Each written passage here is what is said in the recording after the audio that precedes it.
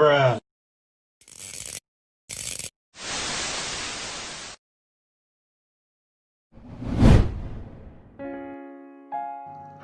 diawali dari King yang sedang pergi sekolah diantar oleh ayahnya yang juga akan pergi bekerja. Namun, setelah sampai di sekolah, King malah buru-buru memanjat pagar sekolah. Dan di sana sudah ada Pam yang sedang menunggu di mobil. Ternyata mereka bolos sekolah dan berniat akan membuntuti ayah King yang diduga berselingkuh. Mereka membuntuti ayah King sampai ke bandara. King yang semakin curiga akhirnya meminjam uang Pam untuk membeli tiket pesawat dengan penerbangan yang sama dengan ayahnya. Kemudian mereka terbang dan sampailah di sebuah hotel. Mereka berdua mengikuti ayah King sampai ke suatu kamar. Lalu mereka masuk diam-diam di kamar sebelah. Di kamar itu, mereka mencoba menguping apa yang sedang terjadi di kamar ayah King. Pam menguping dengan gelas, tapi Pam berbohong kalau di sana tidak terjadi apa-apa. Tapi King tahu bahwa si Pam berbohong.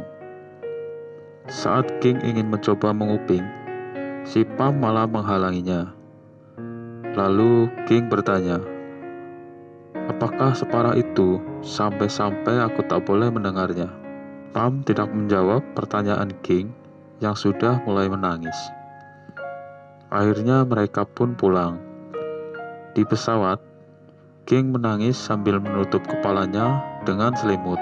Pam mencoba menenangkan King, tapi King semakin menangis. Pam memegang tangan King, lalu berkata, "Aku nggak tahu siapa yang sayang kamu atau yang nggak sayang kamu. Tapi pastinya aku sayang kamu." Mereka pun berpelukan. King pun bertanya pada Pam, "Waktu kamu bilang kamu sayang aku, itu sayang yang seperti apa?"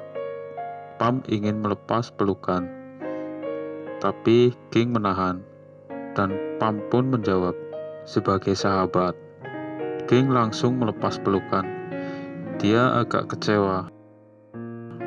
Di sekolah, mereka bertemu. Pam bertanya mengapa King menjauhinya setelah kejadian di pesawat itu, dan sekarang tiba-tiba King kembali normal.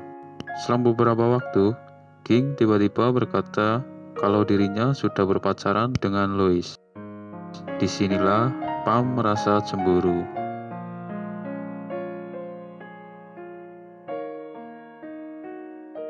Waktu berpindah ke Pam yang sudah dewasa.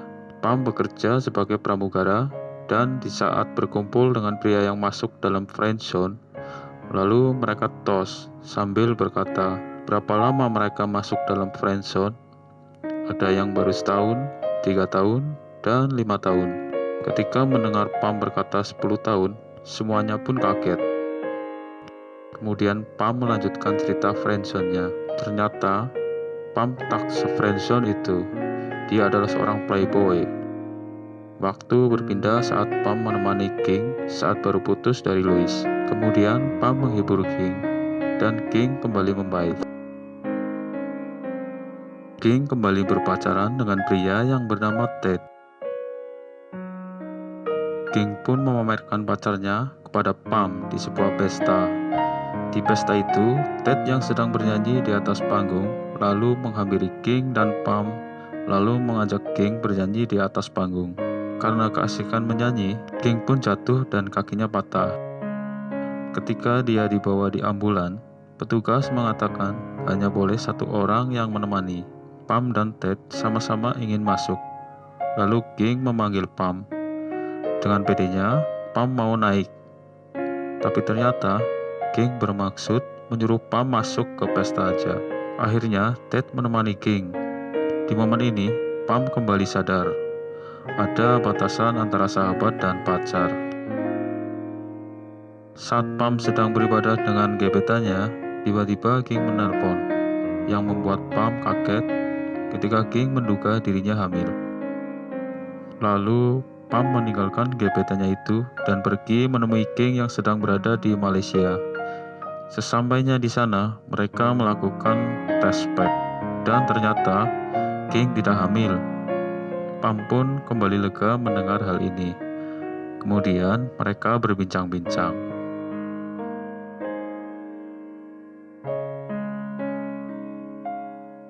Di suatu malam, setelah King selesai mandi, ia melihat Ted sudah tertidur pulas. Dan ia merapikan barang-barang Ted. Pas lagi merapikan celana, tiba-tiba bungkus pengaman jatuh dari dalam saku celana Ted. Dan ternyata satu buah sudah digunakan Ted. King pun kembali curiga pada Ted. Keesokan harinya, Pam dan King bertemu di sebuah bandara. King menceritakan apa yang dia temukan dan akan pergi ke Hong Kong untuk menyelidiki Ted. King pun pergi sendirian. Saat berada di pesawat, tiba-tiba Pam berada di sampingnya. Kemudian Pam berkata, ia tak mau King sendirian. Mereka pun berangkat ke Hong Kong. Sesampainya di Hong Kong, mereka membuntuti Ted dan menunggu di restoran seberang studio Ted. Selang beberapa waktu, Ted call King. Ted memperkenalkan penyanyi yang sedang bersamanya di Hong Kong. Dan Ted berkata, rekamannya telah selesai dan akan pergi ke hotel. Lalu King membuntuti Ted ke hotel tempat Ted menginap. Ketika King bertanya ke resepsionis, ternyata Ted belum sampai di sana. Dan mereka pun menunggu. Sambil menunggu, King meminta Pam membuka gipsumnya. Di sini Pam merasa kesal karena King berkata ingin menikahi Ted. Kemudian King menelpon Ted dan tidak diangkat oleh Ted. Pam menyuruh King menelpon Ted menggunakan nomornya yang tidak dikenal oleh Ted. Ternyata Ted malah mengangkatnya. Di sini King sedih dan murung. Lalu mereka pergi berkeliling kota Hong Kong dengan bis terbuka. King hanya diam dan murung sambil memandangi langit.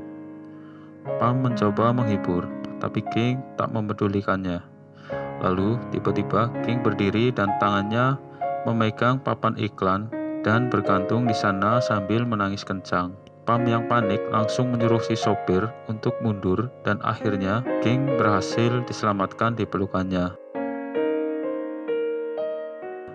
Setelah itu, Pam mengajak King pulang, tapi King belum ingin pulang ke rumah. Akhirnya, King berlibur ke tempat pemberhentian Pam sebagai pramugara. Tapi Pam meminta King untuk pergi ke pulau itu terlebih dahulu, karena Pam masih ada satu penerbangan lagi, dan nantinya ia akan langsung menyusul King ke pulau itu. Setelah Pam sampai menyusul King, Pam melihat King dalam keadaan sangat miris. King terlihat makan makanan aneh dan dicampur sembarangan, sambil bersedih di kamar. Pam yang tak tega kemudian merapikan kamarnya. Ia juga merapikan penampilan King yang sangat kacau dan membersihkan air mata King. Pam pun mengajak King berkeliling pulau, berdoa dan memasuki hutan. Kemudian mereka tiba di suatu tebing. Dan tiba-tiba King berandai-andai, bagaimana kalau misalnya mereka pacaran? Lalu Pam bertanya balik, memangnya akan bagaimana? King menjawab, mungkin aku akan memeriksa HP-mu setiap hari. Pam pun menjawab, kalau dia sekarang tak sedang dekat dengan siapapun. King tak percaya dan langsung memeriksa HP Pam.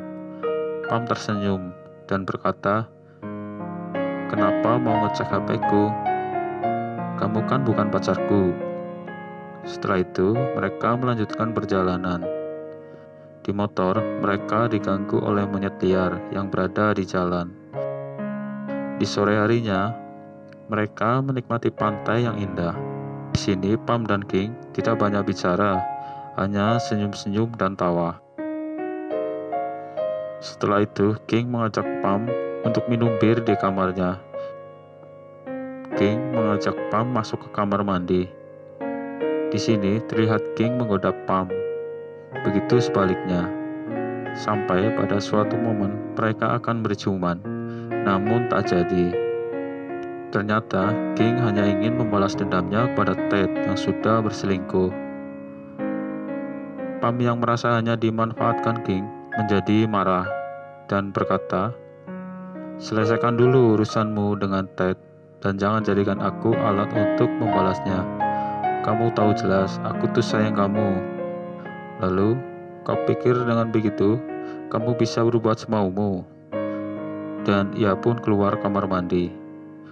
King menyusul dan meminta maaf pada Pam. Pam berkata, "Kalau kau tak punya perasaan padaku, jangan pura-pura seolah-olah kamu memilikinya, King." King terdiam, lalu ia menjawab, "Siapa bilang aku tak punya perasaan padamu? Aku akan putuskan Ted." Lalu mereka terdiam.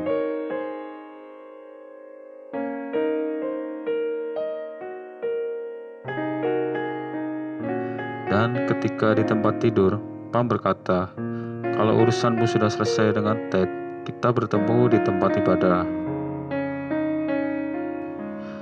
Keesokan harinya, King yang sedang berada di studio Ted memulai masalah dan berkata kepadanya, "Siapa wanita yang berada di taksi Hong Kong?"